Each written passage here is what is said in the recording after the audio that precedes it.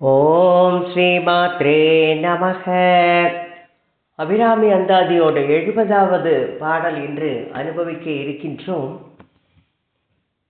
ஒவ்வொரு பாடலிலையும் அபிராமி பட்டர் அம்பாளை எப்படி சொல்றாருன்னு அப்படியே உள்ளம் கசிந்து அப்படியே நம்மளுக்கு அம்பாளை நேரில் கண்ணில் கொண்டு நிறுத்துற மாதிரி ரொம்ப அழகாக சொல்றார். போன இதில் என்ன சொன்னார், எல்லாமே கொடுக்குங்கிறார். நல்லெண்ணெய் எல்லாம் தரும்னு முதல்ல தனம் தரும், கல்வி தரும், ஒரு நாளும் தளர்வழியா மனம் தரும்ல சொன்னவர், நல்லெண்ணெய் எல்லாம் தரும் யாருக்கு, அன்பர் என்பவருக்கே அப்படின்னு சொன்னார். அப்போ அவள் கிட்டக்க போய் நம்ம பக்தி பண்ணினோம்னா நம்மளுக்கு படையாத தனம் இல்லையேன்னு சொன்னார். அதுக்கு முந்தின பாடல்ல என்ன தனங்கள்லாங்கிறதையும் சொன்னார். இப்போ இந்த பாடல்ல என்ன சொல்றாருன்னா, அவள் எப்படிப்பட்டவள், அழகு, அவளுடைய அழகு எப்பேற்பட்டது, மதங்கர் குலத்தில் தோன்றியவள். அதான் அவளோட பச்சை நிறம். மதுரையில் மீனாட்சி கல்யா அதான் மதங்கர் குலத்தில் தோன்றிய பெண்ணாக மாதரசியாக மீனாட்சி அம்மை அவளை சொல்றார். இதுல என்ன அழகா எப்படி வர்ணிக்கிறார்னு நம்ம அனுபவிக்கலாம். கண் கழிக்கும்படி கண்டு கொண்டேன் கடம்பா அடவியில், பண் கழிக்கும் குரல் வீணையும் கையும் பயோதரமும் மண் கழிக்கும் பச்சை வண்ணமும் ஆகி மதங்கற்குல பெண்களில் தோன்றிய எம்பெருமாட்டி தன் பேரழகே அப்படின்னு சொல்றார். கண் கழிக்கும்படி கண்டு கொண்டேன் கடம்பாடவியில், பண்களிக்கும் குரல் வீணையும் கையும் பயோதரமும் மண் கழிக்கும் பச்சை வண்ணமுமாகி மதங்கற்குல பெண்களில் தோன்றிய எம்பெருமாட்டி தன் பேரழகுங்கிற, அழகுல பேரழகு வியக்கிற. கண்களிக்கும்படி, கண்கள்லாம் அப்படியே சந்தோஷம். நம்ம பிறவி பயன் எடுத்ததோடு இது என்னது, கண்களுக்கு அவளை தரிசனம் பண்றது. அப்படி அவளை தரிசனம் பண்ணின மட்டும் இல்லை, கண்டு கொண்டேன்னு உள்ளத்துக்குள்ள வச்சுக்கிற. நாமெல்லாம் பார்த்துட்டு இப்படி இப்படின்ட்டு ஏதோ பண்ணிட்டு வந்துடுறோம். அதை உள்ள வச்சுக்கணும். உள்ள வச்சு நம்ம அப்புறம் அந்த கண்ணை மூடி மாடு புல்ல சாப்பிட்டுட்டு அதுக்கப்புறம் உட்காந்து ஒரு இடத்துல படுத்துட்டு அப்படியே அசை போடுற மாதிரி அம்பாளை பார்க்கறது இல்லை. நம்ம அதுக்கப்புறம் அதை லயிக்கணும், மனசுக்குள்ள வச்சு அவள் இப்படி இருந்தா அப்படி இருந்தா அது இருந்தா அப்படின்னு மனசுக்குள்ள கொண்டு வந்து அனுபவிக்கும் போது தான் நம்மளுடைய கண்கள் நம்ம அம்பாளை கண்டதோட பயன் கிடைக்குங்கிற மாதிரி அவர் என்ன சொல்றாரு, உள்ளத்துக்குள்ள கொண்டு வச்சுக்கிறாராம். கண்டு கொண்டேன்னு எங்க பார்த்தேன்னு சொல்றார். கடப்ப விருட்சங்கள்லாம் அடங்கிய அவருக்கு அங்க கிடைச்சிருக்கு. மதுரையை சொல்லுவா கடம்ப வனம் சொல்லிட்டு. இதுல நம்ம என்ன பார்க்கலாம்னா, ஸ்ரீசக்கரத்துல எப்படி இருக்கா, நடுவுல கடம்பா அடவி அப்படின்னா சுத்தி வர அந்த கடம்பா அந்த இது தோன்றது, மரங்கள்லாம் சூழ்ந்திருக்கு, அதற்கு நடுவுல இருக்கலாம். அதை அப்படி பார்த்துருக்கார் அவர் மனசுக்குள்ள. அம்பாள் அப்படி தரிசனம் கொடுத்துருக்கா அவளுக்கு. எப்படி இருக்கலாம், பண்களிக்கும் குரல் வீணை, அப்படி குரல் அப்படியே நம்ம சௌந்தர்யில பார்த்தோம் அம்பாளோட குரலை பத்தி.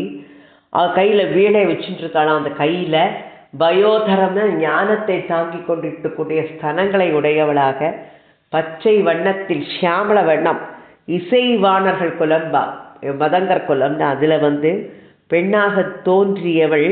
அவளுடைய அழகை எப்படி சொல்ற அப்படின்னு நம்ம பார்க்க போறோம். கண்களிக்கும்படி, அப்போ எங்க இருக்கா அம்பாள், அம்பாள் இருக்கிறதுனால அந்த ஊருக்கே ஒரு பெருமை. திருக்கடையூர் அப்படின்னாலே அபிராமி இல்லையா, அப்போ அவள் இருக்கிற இடத்தினால அந்த ஊருக்கே ஒரு பெருமை கிடைக்கிறது. அப்போ அவள் எப்படி இருக்கா, அது எங்கே இருக்கா அப்படின்லாம் பார்க்கும்போது அது சொல்லுவா, இது அவர் உட்கார்ந்த இடம், அதனால ஏலம் போகிறது, இது அவர் உபயோகித்த வாட்சு அப்படின்பா. அதெல்லாம் வாங்குறதுக்கு அப்போ அதனால அவர் வச்சுன்றதுனால அதுக்கு ஒரு பெருமை கிடைக்கிறது இல்லையா. அத மாதிரி அவள் இருக்கிற இடமும் அப்படிப்பட்ட பெரிய இது. அவளை எப்படி கண்டு கொண்டேன் அப்படின்னு சொல்றார். கண்களிக்கும்படி கண்டு கொண்டேன். அவளுடைய அழகு எழில் சொல்லுவா. அப்போ எல்லாமே அவள் இருக்கிறதுனால எல்லாமே அழகு தானே அவள்கிட்ட.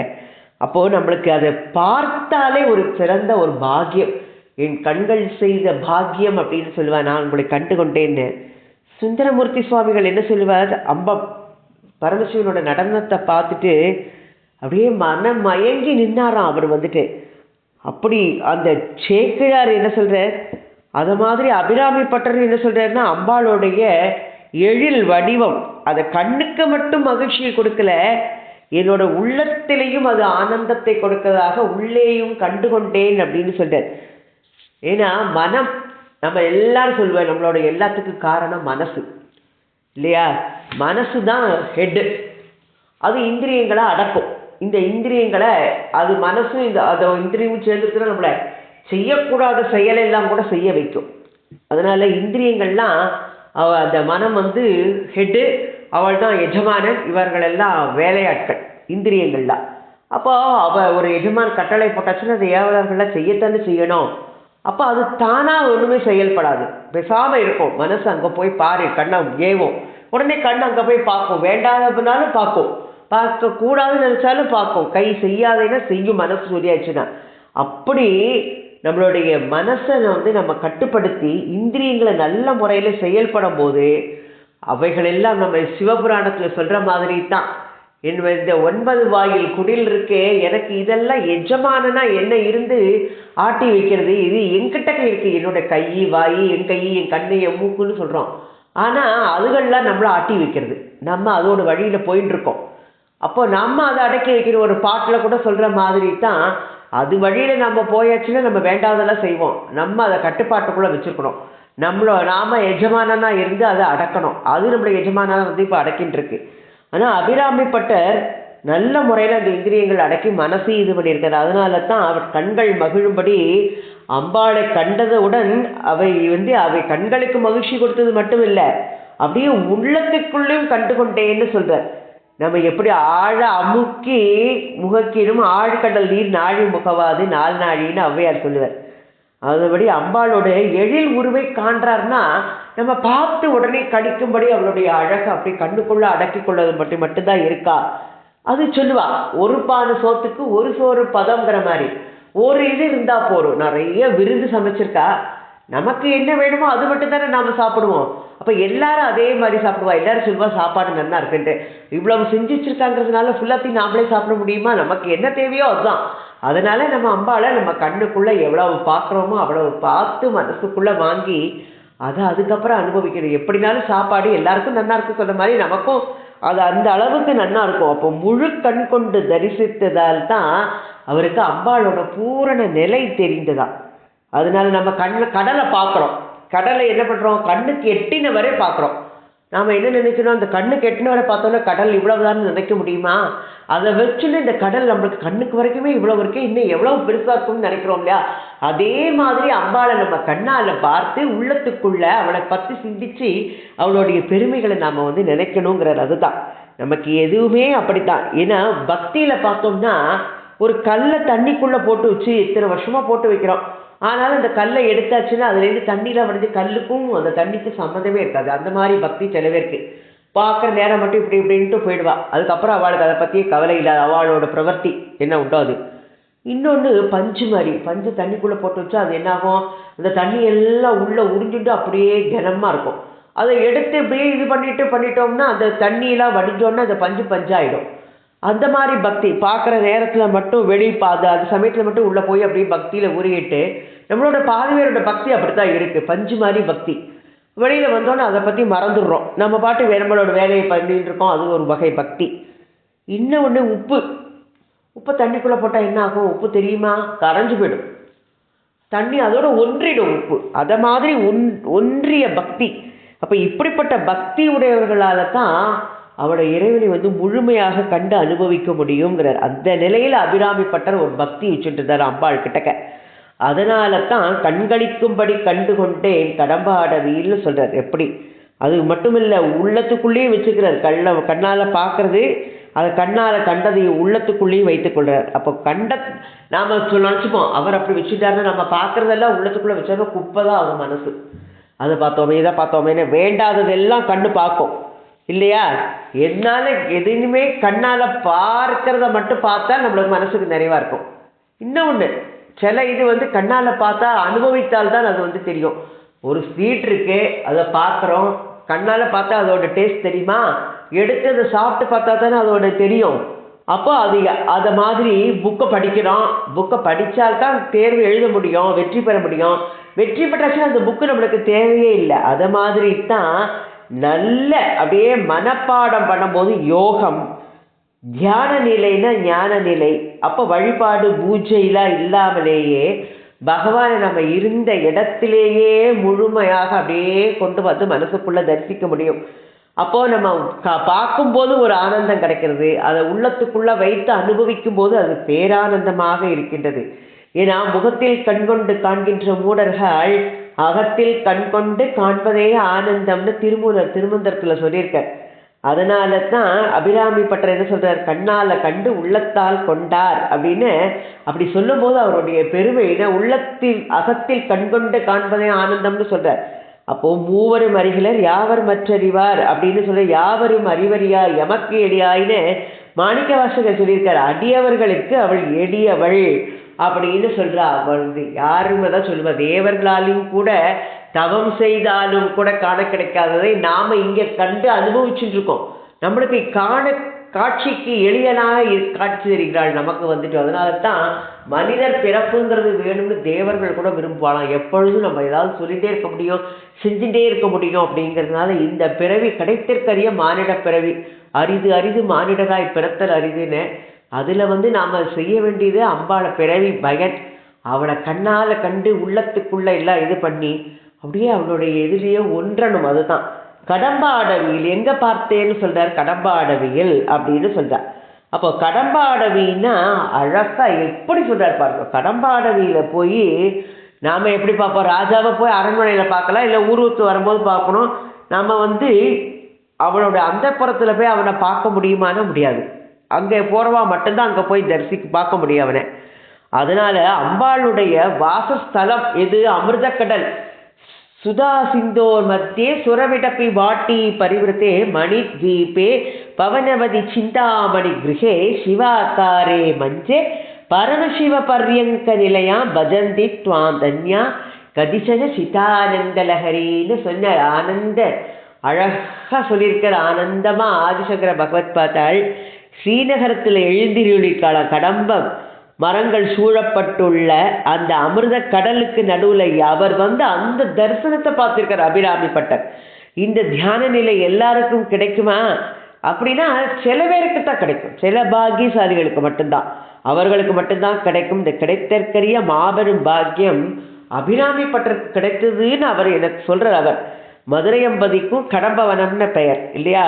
அப்போ அன்னை மீனாட்சிக்கு கடம்பவன வாசினி அப்படின்னு கதம்பவன வாசினியை நம்ம லலிதா சஹஸ்ரநாமத்தில் அனுபவிச்சிருக்கோம். கடம்பா அடவி அப்படின்னு சொல்லும் போது அங்கே பார்த்துருக்க எப்படி இருந்தாலாம் அவள், பண்களிக்கும் குரல் வீணையும் கையும் அப்படின்னு கடம்பவனத்தில் அப்படியே பார்க்குறா. எந்த இதில் பார்த்துருக்கான்னா வீணை வச்சுட்டு வாசிச்சுட்டு இருக்கிற மாதிரி வீணையும் கையுமாக, வீணையும் கையும் அம்பாள் கையில் வீணையை வச்சுட்டு அதை இசைக்கும் போது அப்படியே ஒரு நாதம், அது உள்ளத்தை கொள்ளை கொள்ளக்கூடிய. எப்படித்தான் என் உள்ளம் கொள்ளை கொண்டாயோ அப்படின்னு சொன்ன மாதிரி, எப்படித்தான் என் உள்ளம் புகுந்து என்னை அடிமை கொண்டாயோ சுவாமி அப்படின்னு சொல்ற மாதிரி, எப்படியோ உள்ளத்தை கொள்ளை கொள்ளக்கூடிய வீணா கானத்தோட அம்பாள் வீணா வாசிக்க அதை இசையோடு அவளை பார்த்துருக்கேன்னு அவர் சொல்றார்.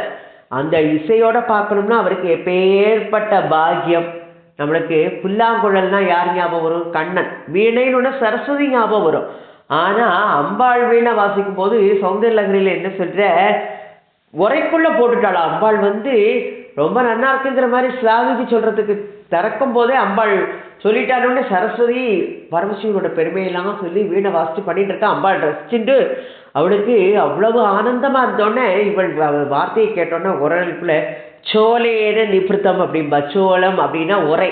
அந்த உரைக்குள்ள வீணையை போட்டுட்டோம், சரஸ்வதியோட வீணை கச்சவி. அந்த வீணையை உள்ள போட்டுட்டு அவள் மூடி உரையை வச்சு ஓரமாக வச்சுட்டாளாம். அதனால தான் அம்பாளுடைய குரல் ரொம்ப அழகா இருக்கும். அம்பாளுடைய இசையையே அசைய வைத்ததா. அதனால இது எப்போ அந்தாதி எப்போ கேட்டாலும் உள்ளத்தை உருக்கும்படி இருக்கு இல்லையா. நம்மளை மறந்து சில பாடல்கள்லாம் நமக்கு இது பண்ணும் போது நம்ம கண்ணில் நம்மளை அறியாமலேயே அப்படியே கண்ணீர் ஜலம் அப்படி கொட்டும். நம்மளுக்கு அப்படியே ஒரு அபிராமி அந்தாதி படிக்கும்போது உள்ளம் நெகிழ்ச்சி அடையும்படி அவ்வளவு அழகாக கொடுத்துருக்காரு அவர் அம்பாள். அதனால் பண்ணும் கழிக்கும் குரல்னு சொல்கிறார். அதனால்தான் விபர்ச்சியா காயந்தின்னு சொன்ன நம்ம பார்த்தோம், அனுபவித்தோம் சௌந்தரிய லஹரியில். அதனால அந்தாதி அதை வாசிச்சாலே நம்மளுக்கு இசையோட இது நல்லா வந்துடுமா. அதனால பாடகர்கள்லாம் ஒரு அபிராமி அந்தாதியை பாடினா அவளுடைய இசை கச்சேரி அன்னைக்கு ரொம்ப நல்லா அமையுமா. அவளால் எளிதாக சாதகம்லாம் பண்ண முடியும் அப்படிங்கிற. அதனால அப்பேற்பட்ட அபிராமி அந்தாதி பெருமை வாய்ந்தது, நமக்கு அதை அனுபவிக்க கிடைத்திருக் கொண்டிருக்கின்றது. இப்போ அடுத்தது பயோதரம் அப்படின்னு சொல்கிறார். பயோதரம் அப்படின்னு சொல்லும்போது எதை சொல்கிறாரு, ஸ்தனங்களை சொல்கிறார் அம்பாளோட. பயசுனா பால்னு பெயர், அதான் பாயாசம்ங்கிறோம். பால் சேர்த்து செய்யப்படுவதனால பாயாசம். பயசு பாலில் செய்யப்படுவதனால பாயாசம் சொல்கிறோம். அம்பாள் எப்படின்னா பசுமாட்டோட மடிக்கு கூட பயோதரம்னு சொல்லுவா. அம்பாளுடைய ஸ்தனங்கள் அது ஞானப்பாலை ஞானக்ஷீரமாக இருக்கின்றது. நம்மளுக்கு அம்மாட்ட பால் குடிக்கிறோம், குழந்தை பிறந்ததுன்னா அது வயிற்று பசி. ஆனால் அம்பாளுடைய ஸ்தனங்கள் ஞான ஷீரத்தை தாங்கின்னு இருக்கிறது. அது அதனால ஆத்ம பசியான ஷீரத்தையே அம்பாள் சுமந்து கொண்டு இருக்கின்றாளாம் அன்னை அபிராமி. வீணையை இப்படி எல்லாரும் என்ன பண்ணுவா, அப்படி மார்பில் தாங்கிட்டு அப்படியே வீணா கானம் அந்த சங்கீதம் பண்ணிட்டு இருக்கும் போது இவர் பார்த்திருக்கார். அந்த பூர்வ புண்ணியம் இவருக்கு இருக்கு. அதனால தான் இந்த பாக்கியம் கிடைச்சிருக்கு. அதனால தான் தியாகராஜர் கூட என்ன பண்ணியிருக்க, சங்கீத ஞானமும் பக்தி வினா, பக்தி இல்லைனால் அந்த சங்கீதமே வராது அப்படின்னு சொல்ற மாதிரி அம்பாளோட அருளால கிடைக்கப்பெற்ற மெய்ஞானத்தினால அம்பாள் இசைக்கக்கூடிய இசையே அவருக்கு கேட்க முடிந்திருக்கின்றன. எப்பேற்பட்ட அவர் பாக்கியம் பண்ணினவர்னு தெரியுது. எப்படி இருந்தாலும் அம்பாள் மண் கழிக்கும் பச்சை வண்ணமும் ஆகி ஒவ்வொரு இதாக சொல்றாரு. இப்படியெல்லாம் பார்த்தேன் அப்படிங்கிறது பச்சைனாலே ரொம்ப எல்லாருக்குமே ஒரு இஷ்டமான கலர். அது பச்சை அப்படின்னு சொல்லும்போது நம்ம பச்சை எதுனாலுமே ட்ரெயினில் ஏறி உட்காடுறோம், பச்சை கொடி காட்டிட்டானா பாரு அப்படின்னு க்ரீன் சிக்னல் விழுத்துட்டா பாரு. அப்போ பச்சைங்கிறதுனா நம்மளுக்கு எல்லாமே தொடங்கலாம், பிரயாணத்தை எளிதாக நல்லபடியாக நடக்குங்கிறது ஒரு மங்களமாக பார்க்குறோம் பச்சைங்கிறது. அதனால் அம்பாளும் மண்களிக்கும் பச்சை வண்ணமும் ஆகி பச்சை மாமலை போல் மேனி பவழவாய் அப்படின்னு சொல்கிற. நம்ம பச்சை மரத்தை பற்றி சொல்லும்போது நிறைய பச்சைன்னு சொன்னால் பச்சை குழந்தை, பச்சை மரம் அப்படிம்போம் இல்லையா. எதுனாலும் பச்சை நிறம் அப்படின்னா அந்த பச்சை நிறம் திருஷ்டி தோஷத்தை போக்கக்கூடியதான். ஏன்னா நம்ம எல்லாருமே சொல்லுவோம், மகாகவி பாரதியார் கூட என்ன சொன்னார், அவருக்கும் பச்சை இதனால பார்க்கும் இடங்கள் எல்லாம் நந்தலாலா உந்தன் பச்சை நிறம் தோன்றுதடா நந்தலாலான்னு பாடினார் இல்லையா. அப்போ பச்சை பார்த்தாலே பச்சையாக ஒரு செடி பார்க்குறோம், பச்சை பசேல்னு கண்ணுக்கு குளிர்ச்சியாக அந்த பசும் புல்வெளியெலாம் பார்த்தா மனசுக்கு ஒரு சந்தோஷம், மனசில் ஒரு அமைதி. எல்லாம் அம்பாள் மலைமகள். அதனால் மலையில் எப்படி இருக்கும், மரங்கள்லாம் அடர்ந்து வளர்ந்து பசுமையாக அப்படிப்பட்ட பச்சை பசேலுங்கிற மரங்கள்லாம் அடர்ந்து இருக்கிற அந்த மலையரசனுக்கும் மகளாக தோன்றியவள்னு சொல்லலாம். இதை அம்பாளுக்கு ஏற்கனவே ஷியாமாபா அப்படின்னு லலிதா சஹஸ்ரநாமத்தில் 16 வயது பெண் தான் ஷியாமாபா. அதனால் அநாகதத்தில் 12 இதழ் கொண்ட தாமரையில் இருமுகம் கொண்ட ஷியாமாதேவியாக அம்பாள் இருக்கின்றாள் அப்படின்னு சொல்கிறார். அப்போது மதங்கற்குல பெண்களில் தோன்றிய எம்பெருமாட்டி அப்படின்னு சொல்கிறார். பச்சை வண்ணம் சொன்னவர் எங்கே தோன்றினா அப்படின்னு அடுத்தாப்பில் சொல்கிறார். அன்னை மதங்கற்குலத்தில் பிறந்து பெண்ணாக தோன்றினாள்ங்கிறாராம். மதங்கற்குலம் பெண்ணால் தோன்றினால்தான் மாதங்கி அப்படின்னு பெயர். ஏன்னா காளிதாசன் ஷியாமளாதண்டத்தில் மாணிக்க வீணா முபலாலயந்தி மதாலசாம் மஞ்சுள வாக் விலாசாம் மாகேந்திர நீல திதி கோமலாங்கி மாதங்க கன்யாம் மனசா ஸ்மராமி சொல்கிறார். சதுர்புஜே சந்திரகலாவதம்சே குச்சோனதே குங்குமரா குச்சோனே புன்றேஷு பாசாங்குச புஷ்பபாண ஹஸ்தே நமஸ்தே ஜெகதேக மாதக அப்படின்னு மாதா மரகதஷ்யாமா மாதங்கி மதசாரிணி குரியாத் கடாட்சம் கல்யாணி அப்படின்னு ஜெய மாதங்கத்தனையே ஜெய நீலோத்பலஸ்வே அப்படின்னு அழகா ஷியாமலா தண்டத்தில் சொல்லிகிட்டே வர அந்த மதங்கர் குலத்தில் தோன்றிய பெண்ணாக அம்பாள் இருக்கின்றார். ஏன்னா மதங்கர் இமயராஜனுக்கு ரொம்ப நட்பு கொண்டவர். அப்போது இமயராஜன் சில சமயத்தில் மலையரசன் என்ன சொல்வானா, எனக்கு அம்பாளே பெண்ணாக வந்திருக்கான்னு ரொம்ப கர்வத்தோடு சொல்கிற மாதிரி. அப்போ மதங்கருக்கும் நம்மளுக்கு அம்பாளை தபஸ் பண்ணுறாரு, என்ன வர வேணும்னு கேட்குறாரு. ஒன்றுமே வேண்டாங்கிற, இல்லை ஏதாவது வர கேளுன்னொன்னே இவருக்கு அம்பாளே தனக்கு பெண்ணாக வந்திருக்கான்னு அவர் இமவான் சொல்கிறது ஞாபகத்தோட எனக்கும் நீ பெண்ணாக வரணும்னு சொன்னோன்னே மதங்கர் குலத்தில் மரகத அதை மாதங்கியாக அவள் அவதரித்தாள் அப்படின்னு சொல்லி மதங்கர் குல பெண்களில் தோன்றி மாதங்கியாக, அதான் ஷியாமலா தேவி. ஏன்னா மதங்கருடைய மனைவி சித்திமதி, அவள் கிட்டக்க ஷியாமலா தேவியோட அம்சமாக மாதங்கி என்ற பெயரோட அம்பாள் தோன்றினாள் அப்படின்னு சொல்லுவாள். அந்த மாதிரி செல்வந்தன் என்ன பண்ணலாம், கண்ணால் பார்க்கறது மட்டும் இல்லை, வாங்கி அனுபவிக்க முடியும் அவனுக்கு இல்லையா. அப்போது ஞானிகளும் புறத்தில் கண்டதை அகத்தில் கொண்டு ஆனந்தம் படுற. நம்ம பார்த்தா நம்ம கண்ணுக்கு மட்டும் மகிழ்ச்சி, ஆனால் கண்டு அதை நம்ம ஒரு பொருளை வாங்கி அனுபவித்து சாப்பிட்டு பார்த்தோம்னா அதோடு மனசுக்கு ஆஹா என்ன ஸ்வீட், அடிநாக்கெல்லாம் தித்திக்கிறது அப்படின்பா. இதைத்தான் அருணகிரியார் கூட திருப்புகழில் சந்ததம் பந்தத்தொடராலேன்னு சொல்லும் போது கந்தன் என்று உற்று உதை நாளும் கண்டு கொண்டு அன்புற்றிடுவேனோ அப்படின்னு பாடினார். அதனால நம்ம பார்க்கறத விட உள்ளத்தில் கண்டு மகிழணும் அப்படிங்கிறார். நம்ம எதுனாலுமே பார்த்தால் மட்டும் போகாது, சில இது பார்த்தாலே நம்மளுக்கு வேண்டாது, அதை பார்க்க கொண்டு மனம் ஏவி விட்டு கண்ணு பார்த்தும் தொலைக்கும். அதை பார்க்கக்கூடாது பார்க்கும். ஆனால் சில இதை பார்த்தால் மட்டும் போகாது, சில பச்சை பசையெல்லாம் புல்வெளி இதெல்லாம் பார்க்கும்போது மனசுக்கு ஒரு அமைதி கிடைக்கிறது. ஆனால் இனிப்பு பண்டங்கள்லாம் பார்த்தால் அதை எடுத்து சுவைத்தால் தான் நமக்கு தெரியுது உயிருக்கும் இன்பத்தை கொடுக்கக்கூடியதாக. அதே மாதிரி அம்பாளோட இதை கண்ணுக்கு காட்சி பொருளாக மட்டும் காணாமல் அவளை உள்ளத்தில் கொண்டு கண்டுகளித்து ஆனந்திக்கணும், அதுதான் உண்மையான பக்தி அப்படின்னு இந்த அந்தாதி மூலமாக நமக்கு அபிராமி பட்டர் எடுத்து சொல்கிறார். அதனால அம்பாளை நம்ம உள்ளத்தில் வாங்கி அவளை நிறுத்தி மனசுக்குள்ள வச்சு நம்ம இது பண்ணணும். நம்ம லலிதா சஹஸ்ரநாமத்தில் சொல்கிற மாதிரி வெளியில் பார்க்கறது மட்டும் இல்லை, நம்ம உள்ள அவளை பார்த்து அனுபவித்தால்தான் நம்மளுக்கு அதுதான் கிடைக்கக்கூடியது. ரொம்ப அனுபவிக்க ஆனந்தத்தை கொடுக்கக்கூடியது அதுதான் அப்படின்னு சொல்கிற மாதிரி நம்ம அம்பாளை பார்த்து உள்ளத்துக்குள்ளே வாங்கி நல்லா இது பண்ணணும் அப்படின்னு அபிராமி பட்டர் சொல்கிறார். இந்த அந்தாதியில் நாமளும் அவளை வணங்கி அவளை உள்ளத்துக்குள்ளே கண்டு மகிழ்ச்சி பெறுவோம். ஓம் ஸ்ரீமாத்ரே நமக.